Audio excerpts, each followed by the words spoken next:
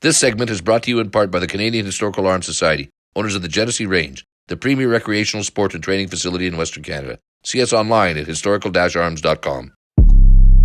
The Quiet Professional, a podcast about law enforcement, security, justice, and politics.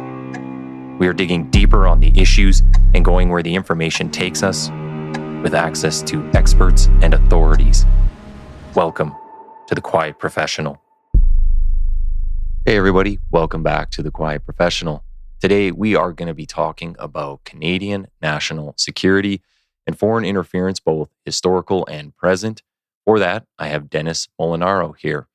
Dennis is a former national security analyst and policy advisor for the Canadian federal government. He holds a PhD from the University of Toronto and specializes in history of security, counterintelligence, and foreign interference.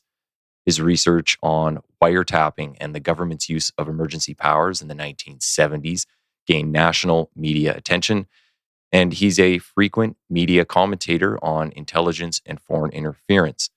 He's also taught courses on modern espionage, human rights law, and national security at several Canadian universities. And most recently, he is the author of Under Assault: Interference and Espionage in China's Secret War Against Canada. Welcome, Dennis. Thanks for having me, Nathan. We were just saying just before we kind of fired this up, this is not getting the attention it needs or deserves. And I was making mention there, like the US is kind of consuming everything nowadays. So when it comes to news, but when I was reading this book, it was, I'll say, mind-opening, eye-opening, like everything. And I really want to commend you on it. I think it was a great book. And if anybody's read the works from like Charles Burton, John Manthorpe, I felt like your book really connected a lot of dots that were in those books and brought some stuff to kind of the ground level, the operational level, because you do talk about a lot of the operations that have gone on, stuff that people can find in open source, but it's nice to get it all in one spot. So, thank you for writing this book, and it was very helpful for me. I'm sure others will find it helpful. So I appreciate that. Thanks. It was. I just felt it was something that was really badly needed.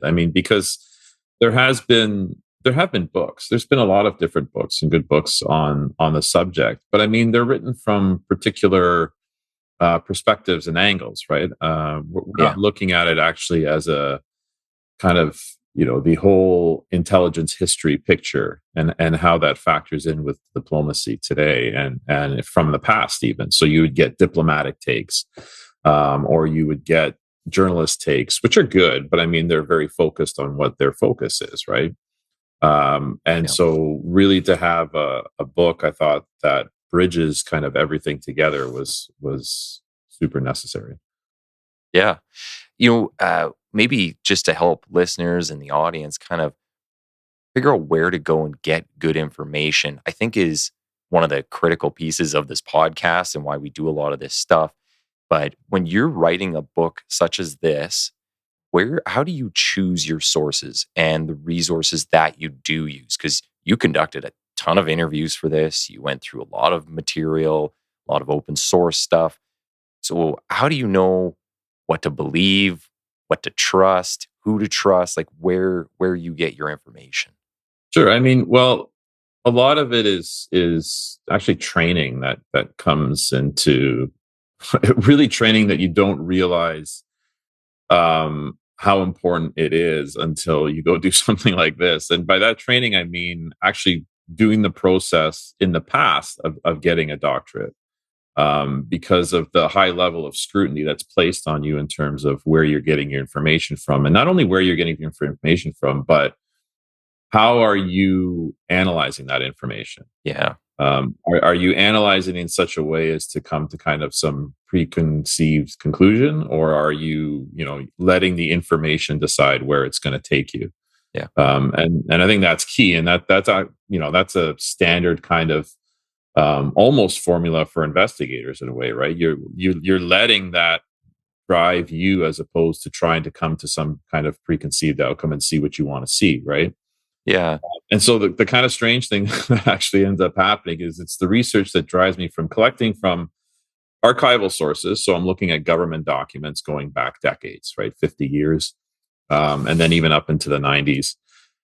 So I'm looking at that. I'm looking at how government is talking about things, how they're referring to things, and then what are they saying in the media? What are they giving for official quotes? How does that line up?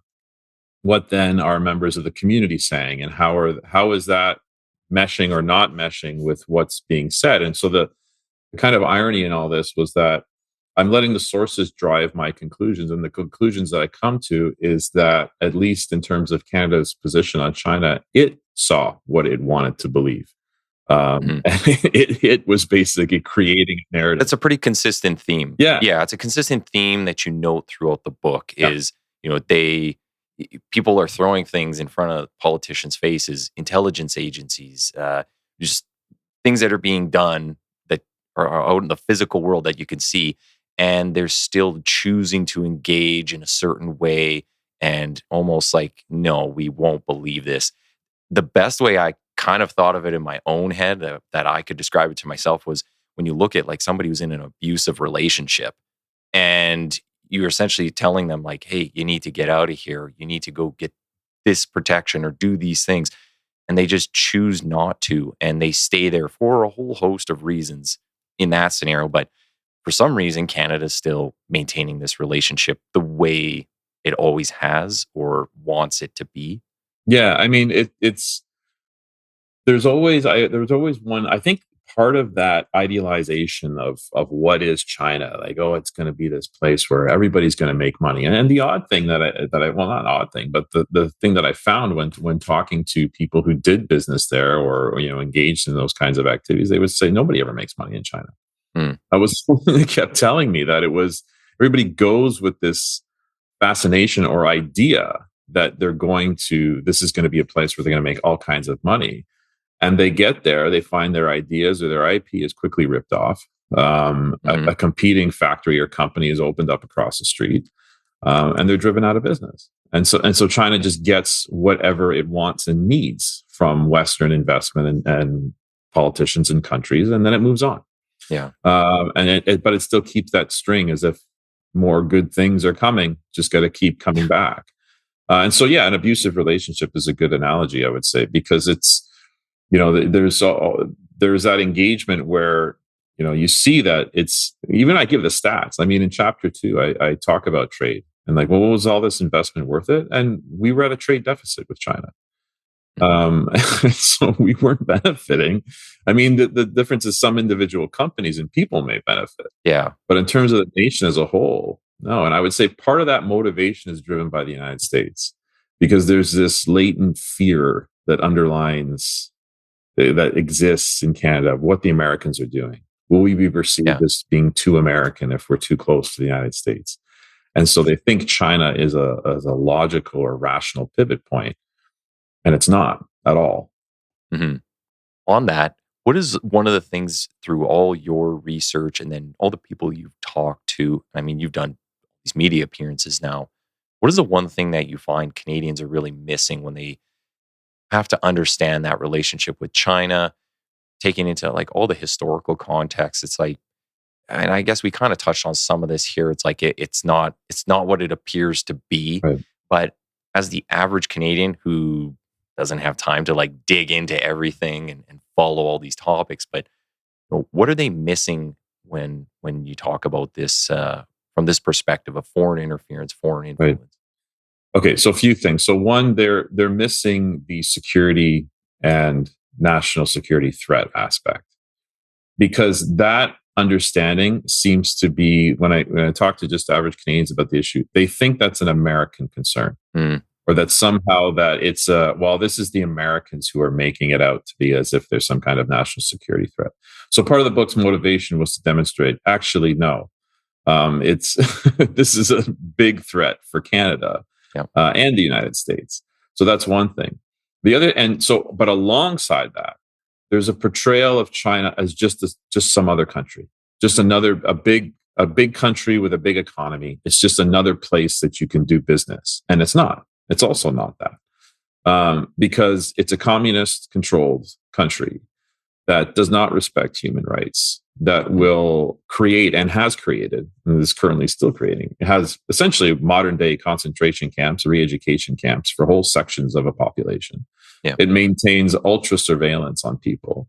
It steals IP, theft, engages in cyber attacks against Canada on a regular basis. And so it's not just another country that we can just trade with as if it's a viable option to the United States. I mean, if there's concerns that people have with American sovereignty, or Canadian sovereignty because of our relationship with the US, those same concerns should be existing with China. Yeah. And they're actually far worse.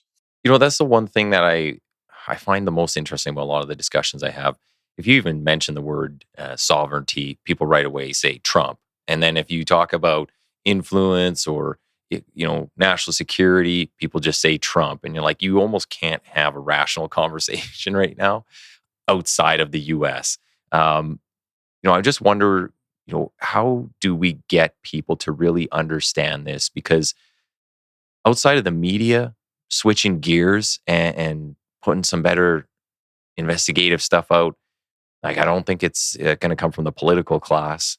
Like, maybe if the conservatives had gotten in, maybe they were going to, put some more out there. But with what we have right now, like, I don't see a change coming from that political group. So where can we get this information from? Is it up to law enforcement intelligence agencies to put more out there? I think transparency is part of it. I think there's something to be said of how we engage with a country like China from an intelligence perspective that's different, let's say, than back in the days of the Cold War. I mean, in that period of time when we're dealing with Russia, and still are, but from that era of the Cold War, a lot of it was essentially spy versus spy, right? It was all clandestine, it was all covert, it was what have you.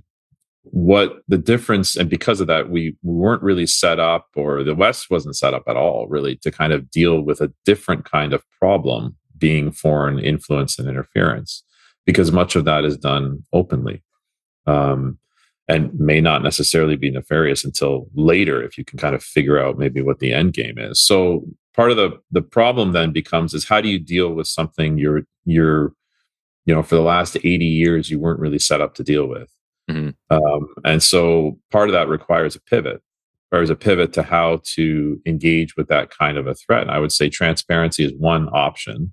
And to be fair, the West has gotten better at it, especially in the last, I would say, 5-6 years, maybe even actually maybe a little bit further. The Americans are ahead in terms of transparency. And you see that with things that the DOJ puts out when it comes to arresting people for espionage, PRC espionage related things, or violations of FARA. They'll disclose a lot. Canada's not there yet in terms of its transparency, but it's gotten better. But part of that is important because it involves education. It involves education with the general population, teaching, having people understand what that threat is and why it's a threat. And so part of what actually makes it harder in Canada as well is Canada lacks a real kind of intelligence culture. It doesn't really have one like the United States or the UK. And even Australia is more developed. And so, but you can't have an intelligence culture without having an intelligence history. And so that then ties in, these things tie into each other, where the book actually contributes to that, because it's starting to build a history of understanding for people that they can see plainly and understand. Yeah, well, as I was saying at the beginning, I mean, the way the book is written, it really connected a lot of dots on some of the other things that I've read that are out there. Again, bringing it down to kind of a ground level. Some of that operational component is in there, so people can actually see, these steps were done to us, or we did these steps to counter something. Whereas it's not just talking about political jargon and people, having all these fancy meetings and dinners. And on the stuff that you were just mentioning, maybe I'll read this out here, because I thought this was a really good part of the book. We were talking about there's the blur between influence, traditional espionage, and foreign interference, and just how the activities nowadays can't necessarily be nicely categorized in a little box within a definition, because they kind of transcend a lot of the definitions we have had. In a lot of respects, I guess we probably don't have. Right.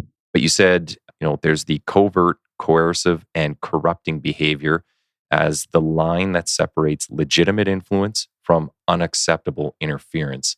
And I wanted to make sure to get that out there, at least in this discussion, because I want people to really be able to wrap their heads around what's going on. Yes, there's, politicians go out and they make friends. And this is at anything, academia, business. So it's at all levels. You go out and you can make friends, and obviously maybe you're going to be a little more partial to someone or whatever they're trying to build or whatever they're trying to sell you. But it's once it starts bringing in all these other components, now you're looking at something that's a little more nefarious, and there's got to be a line drawn. On that, I'm wondering, do you think Canada is doing enough nowadays when it comes to these issues? We're talking about like the foreign agent registry. I got a whole host of questions about that. But outside of that, I can't really think of anything that Canada has done and at least put out there to the public and said, hey, we had this huge issue and we've taken care of it in this manner. Intelligence reports get ignored. Politicians, see things with rose-colored glasses, and it's like, well, so what is Canada doing to combat these more nefarious aspects of influence? Yeah. So let me try to unpack some of that. So the book relies exclusively on stuff that's open and out there. I mean, it's all. Mm-hmm. And that's the thing, is it's when you go through the newspapers and you go through the articles and you start to get a sense of, wow, there's been a lot that has taken place. But what happens? Institutional memory, people's memories, they don't remember, right? Because they didn't live through it. And so when you have it all kind of compiled, then you can kind of see all that happening at once. So that's important. I mean, for what the book is doing, is basically pulling from all these open sources and putting them together, and so that you can get a plain understanding of the scale, and not only the scale, but how long things have been taking place, and then for how long things have not been actioned or dealt with, at least that we can see. In terms of how much people are how much is being done, I mean, that's a very good question. We don't have and we don't see in terms of arrests when it comes to PRC related espionage or influence attempts. We have new laws, but we haven't seen anything come of them. It's certainly not like the United States, and the foreign agent registry is again another example, right? I mean, this has made the news a number of times for it not being implemented yet. We still don't have a clear idea of when the coming into force date is going to be and when it's going to be put into effect. And we still don't have an accurate understanding of what enforcement's going to look like. A lot of the regulations that I saw, the early language, the part that concerned me the most was, and I mentioned this in commentary, was it has a real danger of looking like what's been happening in Australia, which is increasingly managing influence rather than deterring it. And that's those are two different things. And if we lean towards the first one because of a worry of risk aversion, then we don't actually get into actually deterring a security threat, because we're too heavily focused on being helpful. Well, let's make sure you register and we'll get you set up and what have you. And so, okay, but remember, this is nefarious activity that people are engaged in, right? Maybe on that, I'll ask too, when and I'm not an expert on this foreign agent registry thing. I just see what I see in the news. Sure. So I'm about as educated as the average Canadian reading this. But when I think about crime, if I look at firearms, the bad guys doing the crime, they don't register their firearms. So are the nefarious actors going to actually register on this registry? I feel like it's the honest influencers who might register. But when we look at the numbers, this is the other thing I thought was very interesting. When they say they have this number that they estimate of how many businesses and individuals will register. And out of the businesses, this is about 1,550, individuals 872. And I thought, that's such a specific number. Like usually if we're estimating, we're just going to ballpark, and we'll throw a number out. But with that specific number, I was like, they must have some people in mind already. Like they know there's somebody doing something and they're just hoping they're going to register. So what if they don't? Do we have the laws to follow up on that? Are we going to deal with them in some other way? Or we're just hoping we're just going to, say, please register, and then that's it? And, I think you even mentioned about the fine amounts too. Or talking about like the enforcement side. And I was looking at the fines, and it ranges from $50, which is very strange, to $1 million. I just don't get it. Like none of this makes sense to me. I don't know what impact it will actually have. It's a good question. I mean, and again, that's why I say everything's going to come down to enforcement. If people decide not to register for whatever reason, are they going to? What is that going to look like?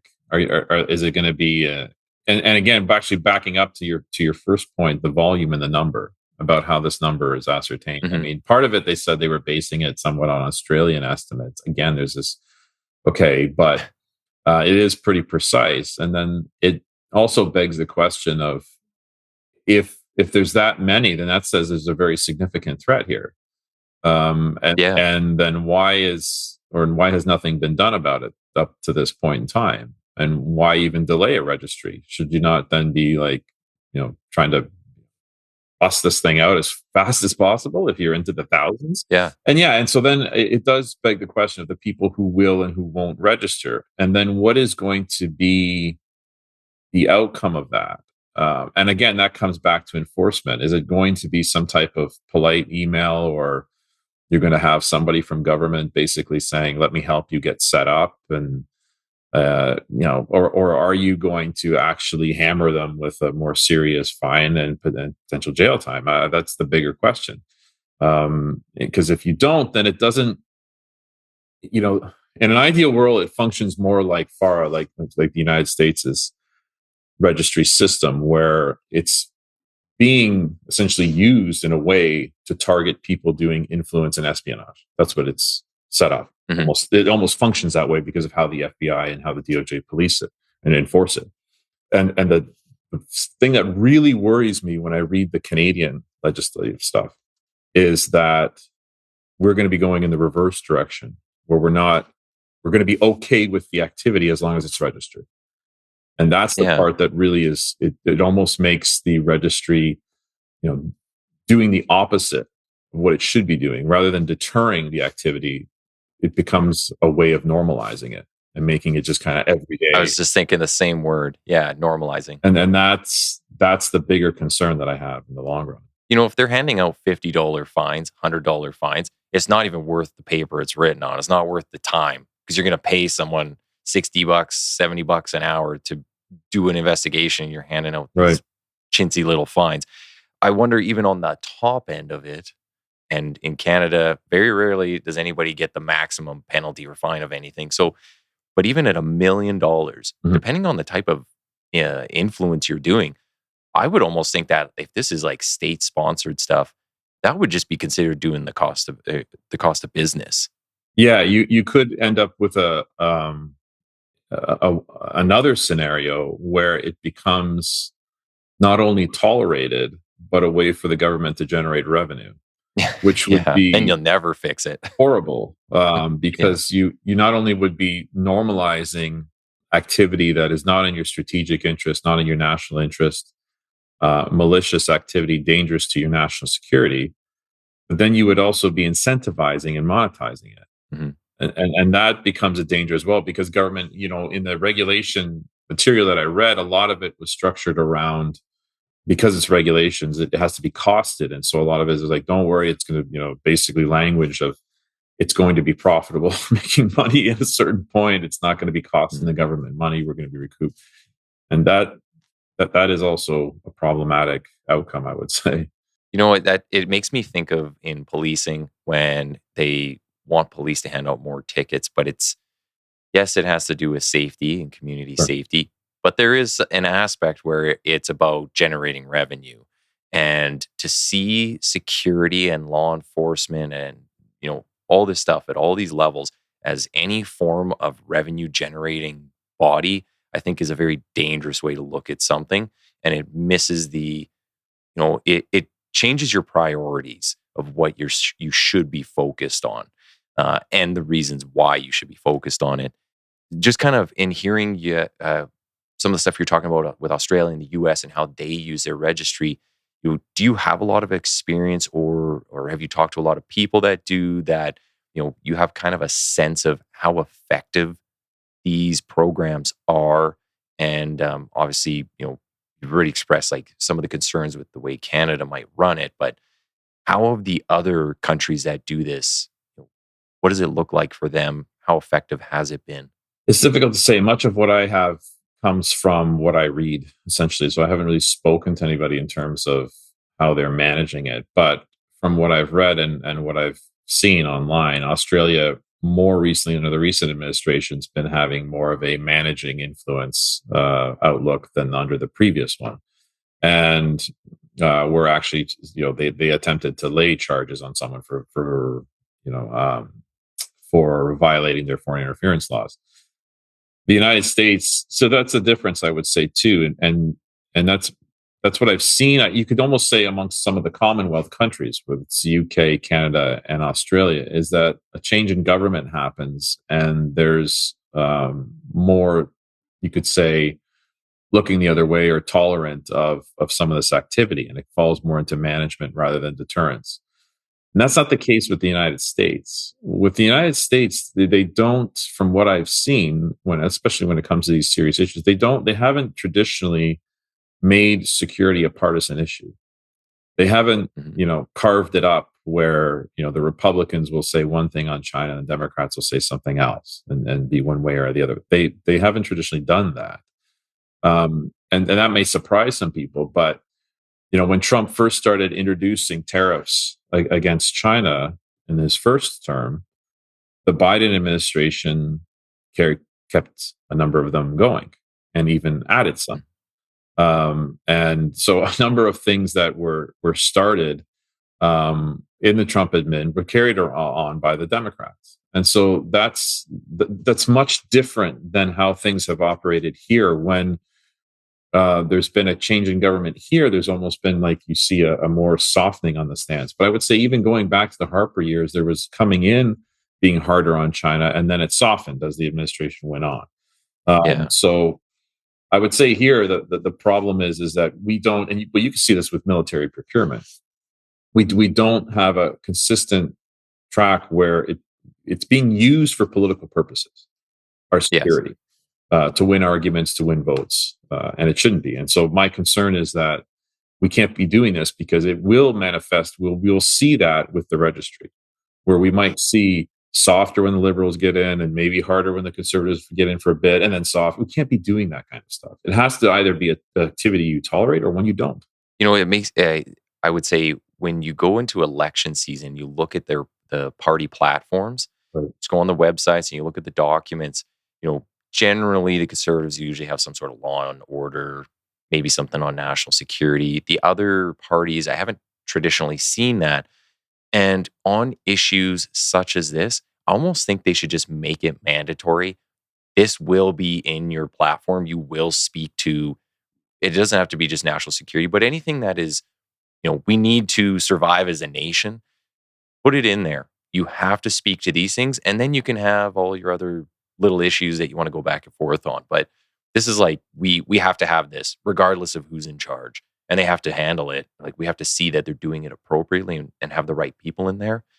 I guess that kind of brings me to my next question, where I like asking this one of people, but do we lack the sophistication to deal with China? Now, maybe, and that could be for a whole host of reasons, but do you think we have the institutional knowledge, the right people, all of it? Do we have the sophistication to deal with China in the way that we need to? Or are we kind of going in, maybe it's ignorance, blindness, whatever it might be? Can we play at the same table as them?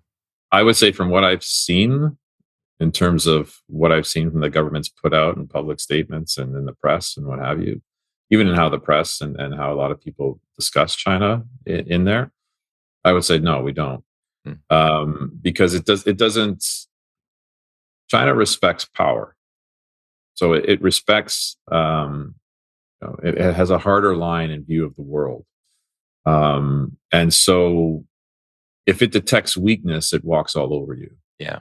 And so my concern with how Canada approaches China is that it is very trade centered. It's very business centered, and China knows that. So they, and so they focus on that.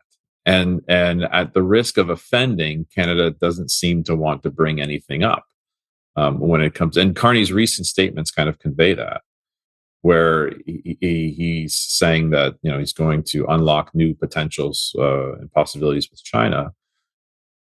Several months ago, last year, earlier in the year, had said they were the number one security threat. Agreed with that. Now, the most recent statement, I believe, if I'm recalling it correctly, said that I'll be careful in my statements. Well, that's already a dramatic change, and one that benefits them, because they don't want security lumped in with trade. And if we agree to that, then they get what they want.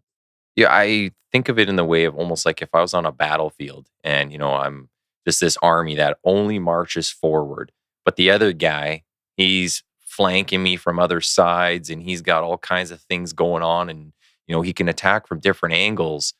And we're just like, what's going on? I don't know. I thought we were just doing this one thing right here in front of us. That's how I picture Canada going into a lot of this. And that's not to discredit. I think there's good individuals, but as a collective, I don't get the sense, I'm kind of on the same page as you. I don't get the sense that we are able to play the same game. Yeah. Essentially. Yeah. Well, I mean, that analogy is a good one, because we are getting flanked, because they're flanking on the security and that aspect, which we're not paying attention to. We're just continually focused on trade and the economic side, because a lot of people have allowed what's happened with the United States to almost function as a runaway train. That they're not seeing where that train is taking them and how fast it's going, and thinking about trying to apply the brakes and think about stuff a little bit more rationally. And it's taking them in the completely wrong direction. I want to ask some stuff just more specific on your experiences with writing the book. Sure. So slightly moving away from discussing just Canada in general, but in the book, you talk about some of the experiences you had. One in particular that you wrote about, where you were interviewing somebody and you were in, I'll say it was a restaurant or a bar. And you're sitting there and the place is nearly empty. Mm-hmm. And then somebody walks in and sits right beside you. Yeah. And, I guess in Canadian culture and customs, it's generally strange. You try to give people like a personal bubble. So, but, and you thought, oh, this is interesting just because of the person you were interviewing. What might this individual, this third party who walked in, why are they so close to us? And are they trying to listen in? Is this intimidation? I'm wondering, can you talk just a bit about your experiences with those type of things? Did you have more of that when you were writing this book? And has anything come since the book has been out? Have you experienced any other issues like that? That was it made the book because it was so unusual, right? And so because it was so surprising, because I'm sitting there, I'm speaking to this person in one end of the place, and it's starting to pick up and more seats are getting occupied. So I wanted to move. Moved all the way to the other end, which was completely empty. And this is a table that seats like 6 people, right? It's a high top kind of table, right? And there's but this is a place you seat yourself. And so there's lots of seating that's available everywhere. Yeah. And the person just comes and sits right beside me. Not even at the other end of the 6-seater, where there's 2 or 3 seats. Just in the middle, right beside you. Free, right, is right beside me. And then just starts playing on their phone. And I'm just looking right at this individual, like, what are you doing? Yeah. And then the person, we stopped talking, obviously. And then, it was just a decision of, okay, well, let's just move this conversation to outside. And I was really annoyed to the point where, maybe normally I might have said something. But because of who I was with, it was like, well, that's just gonna, put them in a Yeah, spot that they really don't want to be in. you're explaining in the book like how you didn't want to put them in a Yeah. position. If you turn this into a confrontational Right. thing, then what about this other person I'm with? Exactly. How's it going to play out for them? But that's a reality and a dynamic that I've never encountered, right? And someone who doesn't live and maybe work in that community has never encountered, right? And the part that bothered me the most was I was like, well, this is Canada. Why should I have to be afraid and concerned about that? And then you think, well, that's something that these people are living with every day. And it's shocking when you think about that there's that kind of pressure being put on people to behave or to act a certain way and to not speak about some things, and literally a community that's a half-hour drive from you. Yeah. It's that was was sitting with it for a little bit and really kind of digesting that really was upsetting. Yeah, I mean, I don't, I don't spend a lot of time in that community, so I haven't faced anything like that since. But yeah, it was just something. So even with the book, there's nobody not getting weird emails. Nobody's complaining. Nothing like that. Yeah, generally when you're a public facing kind of figure, you always get weird emails. I found I get Okay. I get a number of weird emails where I'm like, okay, sure. Yeah. But you kind of roll with that and expect it to some degree. And as you're talking about just how it brings it so close to home for you and the pressure that community might live under, it makes me think of my time when I was with our gang unit here, and just having walked through all the venues, higher end hotel bars. Like you go to all these sporting events and concerts. Like I got to a point after 6 years where I couldn't go anywhere in this city and not know something insane about either the guy who owns the place or something going on behind the doors, or right. Even when I go out with family and I sit down at a restaurant. I went to like a little burger joint where I was totally just off. I didn't have my guard up or anything. Right. We're sitting there and 4 guys come in and sit down. And I was like, oh my God, I recognize 2 of these guys. One's a ex-parolee we used to do curfew checks on, and it just kind of went from there. But it's like, yeah, you get to a point where you're on that line between vigilance and paranoia. Yeah. You're kind of always looking around. You start to change some of your own actions because you're like, I don't want to be around big crowds, or I don't go to these type of events or these places anymore. So it's a major impact. But it is. I mean, there's things that from my past employment that have just kind of stuck with me that it doesn't really ever go away. Maybe that's why I was well suited to that job. I don't know. But it was a built-in character aspect, but so there's always a part of me that is somewhat vigilant, you could say.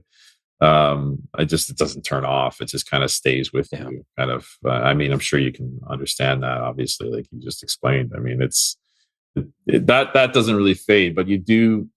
I have learned to relax a lot more, at least in some senses since the book has come out, and it is what it is now. And I mean, so that's about it. Does anybody from those communities, the diaspora, do they reach out to you and say like, thanks for putting this out or bringing attention to it? Yeah, you get a bunch of that. Yeah, I got some that had said, they read the book and they were, very happy to read it and appreciated, what I put out for them, and have you. And because a lot of that book was, when I say it's for Canadians, it's for all of them, right? It's for people people who don't experience it, because there's too much defenses of thinking of, well, that goes on over there, but this is your country, right?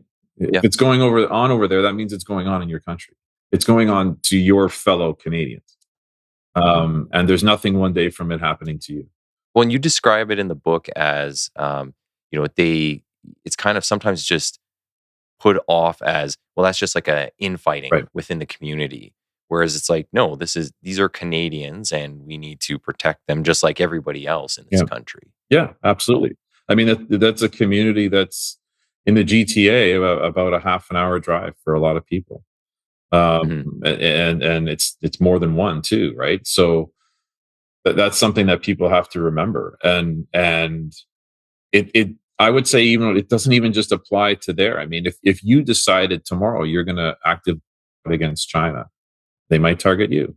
And Yeah. at some point, you have to turn to your own government to say, what are you doing to protect me? Hmm. Because this is part of my right as a Canadian, and it should be protected. That's one thing that I've only found maybe a handful of police officers that even really seem to understand Yeah. a lot of this stuff. And the community doesn't really get a lot of traction when they go to law enforcement for these issues. Is this something that has anyone from law enforcement even reached out or asked more to try and learn about this? No, that's a good point. No, they haven't, but it would be good, for that, for that kind of, for more understanding. I think maybe it's changing. I think that some services in Canada are probably more attuned to it than others. I would say, Mm. based on where they work, that would kind of be getting more attention. But it is something, I think, that that should be more widespread, for sure. Yeah, like there should be some more education Yeah. opportunities. I know just from what I do at work, and now I'm a sergeant in charge of several people, but I kind of touch on several different squads, and I'm always pushing this stuff to them. I was like, you That's guys need to good. get out and Good. read, Yeah. right? Because, and one example I always give on here of um, something that I always kind of, it was early in my career, and at the time I had no clue about any of this stuff we're talking about. But now when I start reading about it, and it's always kind of stuck with me, I go, was that foreign interference, Mm, or was that like some sort of mhm. pressure being put on this person? But essentially, it was a student from China that was here. So they're in Edmonton, going to university. Right. They drove like a really nice car. Mhm. I'm talking to this kid. He's like well dressed. I was like, okay, so he obviously has some sort of money to Sure. be here in the first place. Right. But he says he gets like a random call from someone claiming to be Chinese government Okay. and says, you have to pay us $10,000 or we're going to cancel your student visa. And they were going to like Mm, mess with him in a bunch of different ways. mhm. And at the time, I think essentially I was like, well, I don't know what I'm going to do with that from Canadian law. Yeah. Yeah. There's no criminal stuff I can do with that. And I don't think China's really going to help me. So Yeah. it's like, we kind of went through some different things you could do to maybe protect himself or look more into it. But as a law enforcement officer, it felt totally useless. Right. I had nothing to offer them. And that's what I hear from a lot of the community now and any other police officer that has ever come across this type of interference Yeah. is, what do you want me to do? You just Yeah. kind of got to throw your hands up and be like, I don't know. So difficult. Yeah. I mean, that's where the new laws that were created with Bill C-70 is supposed to help, because there are some in there when it comes to pressuring and intimidation, when it comes, if it's tied to a foreign state. Now that would be the hardest part, Hmm. is tying it to a foreign state. Um, but I would say that, yeah, that's a common complaint that I heard, right, when I was interviewing people. It was that exact similar scenarios that you were talking about. It's also true too, to an extent, that a lot of scammers know that Hmm. the people in those communities are fearful of being targeted by the PRC state, and will totally use that, as a way Yeah. to try to you know basically defraud them out of, or fraud them out of money, right? Yeah. Yeah. Totally. Just as we're kind of coming up to the end of the time, Sure. I wanted to ask you just what do you see as maybe your final your solutions, your best solution for this whole issue? You've been thinking about this, you've written about it. maybe outside of the registry, are there other things that would be kind of the first steps you would say we should do this right now? Outside, I think the most important thing right now is a change of perspective, because kind of all things will flow from that. Yeah. In the sense of understand, really, the book was really meant to help people understand China the way it has been with Canada, rather than the way people have wanted to see it. And when you accept that and understand that, that's where a lot of things stem from that, because then you get into, well, the registry needs to be enforced properly. We need to emphasize this deterrent because we see this side of China and we accept this side of China as a security threat. We can engage with trade with China, fine. But always we're cognizant of the fact that there are things they want that are in their interests, and we're not going to tolerate certain activities that will jeopardize our interests. And so that becomes the most crucial part, is understanding, really getting a sense of understanding what that country's about. They are not a panacea. They're not going to, solve all our problems that we have with the Americans.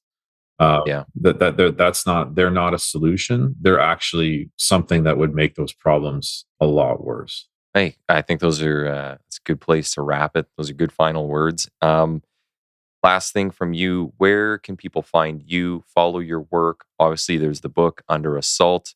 They can pick that up, and I'll put links up for that. But any other social media or websites? Yeah, I'm on X. I'm on LinkedIn. You can find me easily on there. You can look me up. I'm under my own name, so you can. It's easy. You're not hiding. You're not a pseudonym. No, so I'm right there. The book is available under Assault. It's everywhere. I mean, it's all bookstores, Indigo. It's on Amazon. It's all over the place, so it's easy to find. Great. Well, thank you for being on the show today, and I look forward to any future work from you. Awesome. Thank you so much for having me. I appreciate it. Hey, everyone. Thanks for listening in and following along with the discussions. Be sure to click the follow or subscribe button on your respective listening platform. Also, check out the Quiet Professional on X and Instagram under TQP780. And most importantly, please share where you can. Everyone has a part to play in getting these education and information pieces out there, so pass it along. Thanks again.